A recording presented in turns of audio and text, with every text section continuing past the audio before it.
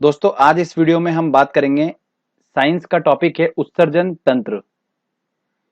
Very important topic है। काफी questions बनते हैं इस टॉपिक से, क्योंकि इस टॉपिक में हम डिस्कस करेंगे किडनी, त्वचा मतलब स्किन, लंग्स, लीवर। ये मेन टॉपिक जो है दोस्तों, इनसे क्वेश्चंस बन के आते हैं और हम इन टॉपिक्स को आज इस वीडियो के माध्यम से सारा समझेंगे। मानव शरीर के तंत्र में ऑलरेडी हम पढ़ चुके हैं पाचन तंत्र को। सेकंड हम पढ़ रहे हैं उत्सर्जक तंत्र को। इसको इंग्लिश में बोला जाता है एक्सक्रीटरी सिस्टम। ओके। लास्ट में दोस्तों मैंने एक very important question answer set भी इंक्लूड करा है, जो प्रीवियसली और एसएससी में काफी क्वेश्चंस पूछ रहे हैं। वो क्वेश्चन मैंने इंक्लूड करे हैं। तो चलिए दोस्तों, हम टेस्ट भी लगाएंगे। पहले हम अच्छे समझ लेते हैं, वीडियो को स्टार्ट करते हैं। उत्सर्जन तंत्र क्या होता है, उत्सर्जन क्या होता है, हम वो समझते हैं पहले। जीवों के शरीर से विषैले अपशिष्ट पदार्थों को निकालने की प्रोसेस को अपन क्या बोलते हैं, उत्सर्जन बोलते हैं। अब ये विषैले अपशिष्ट पदार्थ क्या होते हैं जिनको बॉडी से निकालने की प्रोसेस हम बात कर रहे हैं? तो विषैले अपशिष्ट पदार्थ होते हैं दोस्तों यूरिया, अमोनिया, यूरिक अम्ल। ये ऐसे अपशिष्ट पदार्थ हैं जो बॉडी को नुकसान पहुंचाते हैं। तो हमारी बॉडी में कुछ ऐसे अंग हैं जो यूरिया, अमोनिया, यूरिक अम्ल जैसे खतरनाक विषैले पदार्थों को शरीर से उत्सर्जित करते हैं। तो चलिए हम आगे बात करते हैं उत्सर्जी अंग के बारे में। तो उत्सर्जी अंग कौन कौन से हमारी बॉडी में है? किडनी, स्किन मतलब त्वचा, लंग्स फेफड़े, ठीक है, और लीवर। ये जो आपको मैंने बताए हैं ये है उत्सर्जी अंग। ये क्या करते हैं? हमारे शरीर से विषैले अपशिष्ट पदार्थों को उत्सर्जन करते हैं। दोस्तों ये वेरी इंपॉर्टेंट है और इनसे काफी क्वेश्चंस बनते हैं। तो आप एक एक करके ध्यान से समझिए, हर चीज को मैं अच्छे से समझाऊंगा। सबसे पहले हम बात करते हैं किडनी के बारे में। आपको जैसे डायग्राम दिख रहा होगा, किडनी आपको दिख रही है कि बॉडी में जो किडनी होती है वो कहां पर होती है, किस तरीके से इसकी लोकेशन होती है, आपको समझ में आ रहा है? किडनी जो होती है उसके दो पार्ट्स होते हैं। कैसे? जैसे देखिए, आपको ये दिख रहा है, किडनी दिख रही है। अब इसका जो बाहरी पार्ट होता है, बाहरी जो भाग होता है उसको हम बोलते हैं कॉर्टेक्स, और जो अंदर का भाग होता है इसको हम बोलते हैं मेडुला। ध्यान रखना दोस्तों, किडनी के जस्ट ऊपर ही एड्रिनल ग्रंथि होती है। कौन सी ग्रंथि होती है? एड्रिनल ग्रंथि होती है। और ये क्या करती हैं दोस्तों? रक्तचाप को कंट्रोल करती हैं। एड्रिनल ग्रंथि जस्ट इसके ऊपर ही होती है, ठीक है ना? आगे ध्यान से सुनिएगा। प्रत्येक किडनी 1,30,00,000 नलियों से मिलकर बनी होती है, जिसको हम क्या बोलते हैं? नेफ्रॉन बोलते हैं। क्या बोलते हैं?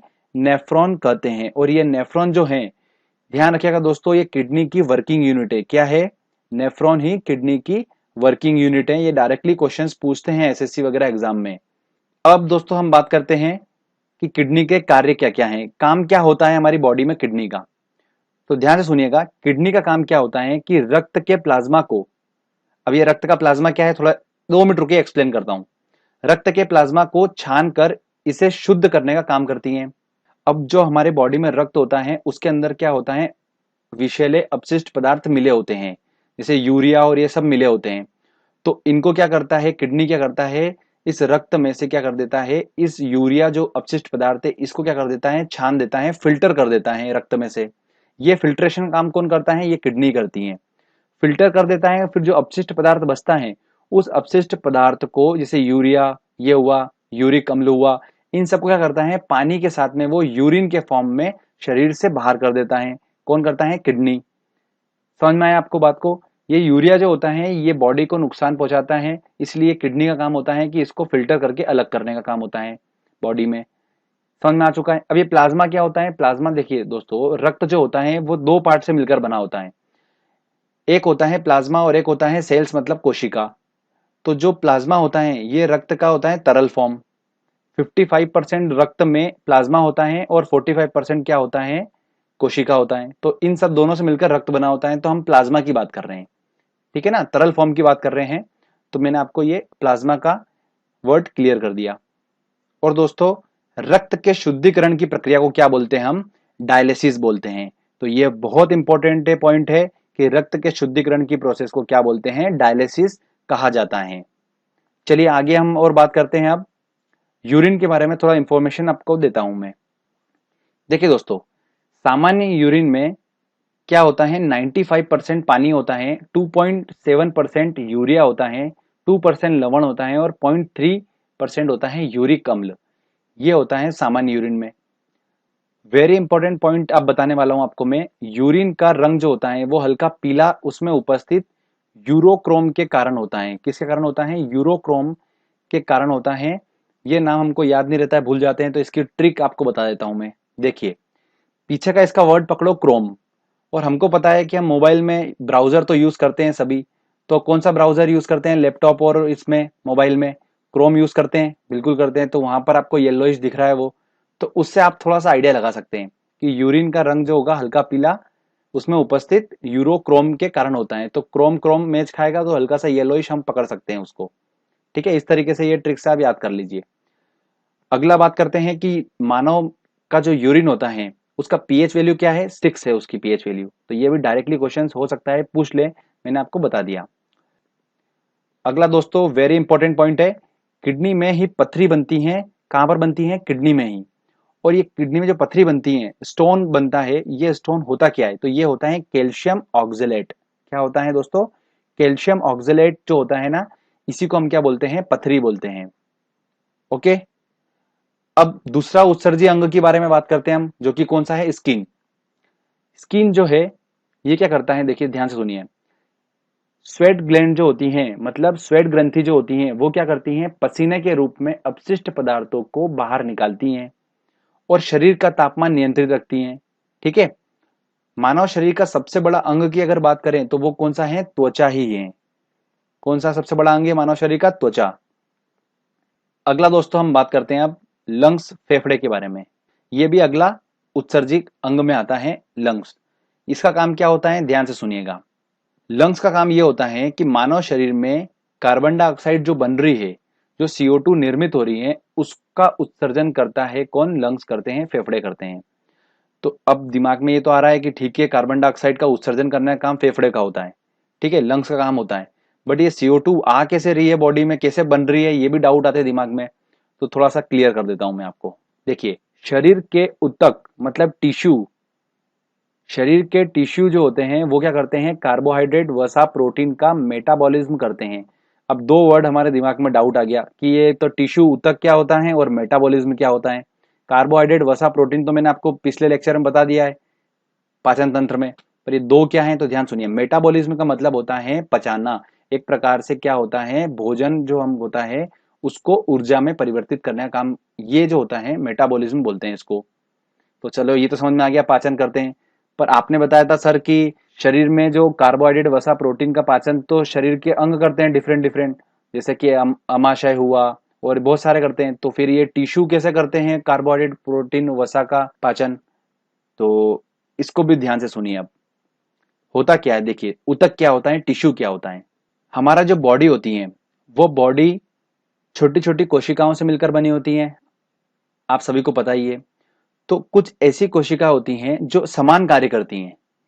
तो वो क्या करती हैं? एक आपस में मिलकर एक ग्रुप ऑफ सेल्स बना लेती हैं, मतलब कोशिकाओं का समूह बना लेती हैं। अगर उन कोशिकाओं का काम एक जैसा है तो वो क्या करती हैं? आपस में मिलकर एक ग्रुप ऑफ कोशिका, मतलब बोल सकते हैं ग्रुप ऑफ सेल्स बना लेती हैं। तो आपके सामने दिख रहा है, इसको सपोज करते हैं अपन कि ये क्या है? कोशिकाओं का समूह है जो एक समान कार्य कर रहा है। तो ऐसी बहुत सारी कोशिकाओं के समूह होंगे। तो बहुत सारी कोशिकाओं के समूह जब आपस में मिलते हैं तो क्या बनाते हैं? वो एक एक टिश्यू मतलब एक ऊतक बना लेते हैं। और जब इस तरीके के बहुत सारे ऊतक मतलब टिश्यू आपस में मिल जाते हैं तो एक शरीर का अंग बना लेते हैं। बात समझ में आई? और वही अंग की मैंने बात करी थी पाचन तंत्र में, कि वो अंग जो होते हैं वो कार्बोहाइड्रेट वसा प्रोटीन का पाचन करते हैं। तो ये जो बताया मैंने आपको, ये उसका डेप्थ है बिल्कुल।